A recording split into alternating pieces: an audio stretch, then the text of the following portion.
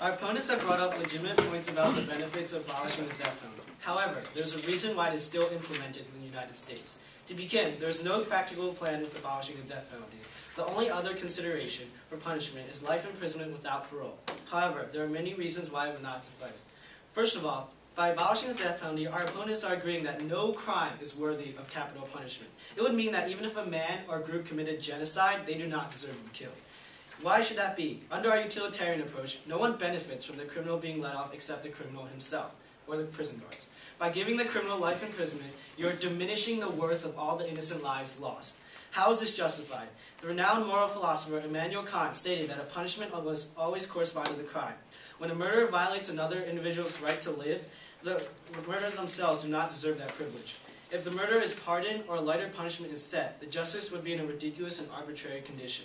Plus, if a criminal prefers the death penalty and receives life imprisonment without parole instead, which our opponents have clearly stated is kind of worse, we would be imposing an even more severe punishment, which is unfair and may be cruel and unusual.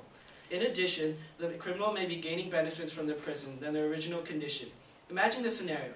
One man is an honest worker who earns just above minimum wage. He can barely rent an old apartment, and his company provides him with the lowest quality health care. Another man takes the life of an entire family, and he ascends to life imprisonment, in which he is provided 3 meals a day, housing, health care, and perhaps even an education. After some time, he may say he's changed, and then they'll even set him free. Now, ask yourself, is this society fair? A man commits the highest crime, first-degree murder, and receives better condition than an innocent man. This plan is obviously undesirable because, in a way, it is promoting crime for impoverished people. Our opponents may argue that the cost of life imprisonment is less than death row.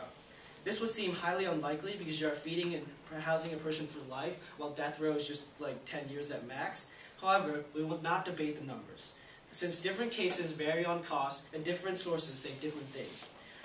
What we will do is provide a practical counterplan. Our first step is to give a time restraint in a number of court appeals, possibly 3.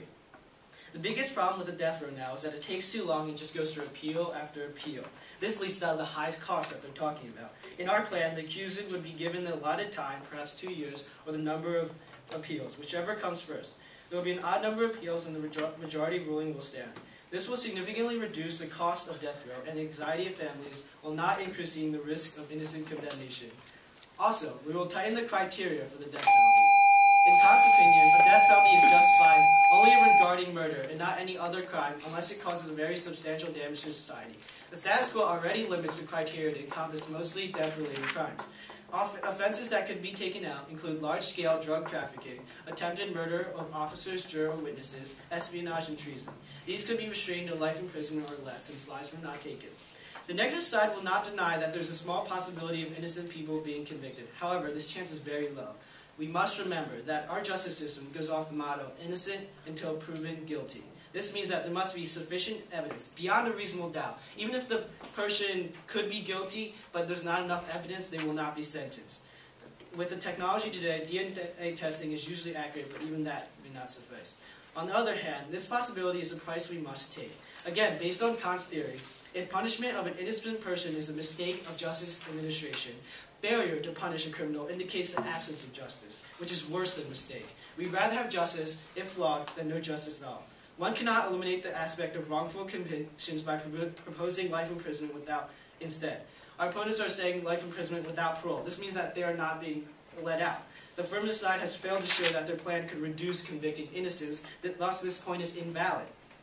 We should focus on fixing the justice system and making innocent convictions less, and not the legislatures. Murderers violate a human's right to live, thus they do not deserve rights themselves. Vote for justice, vote for negative.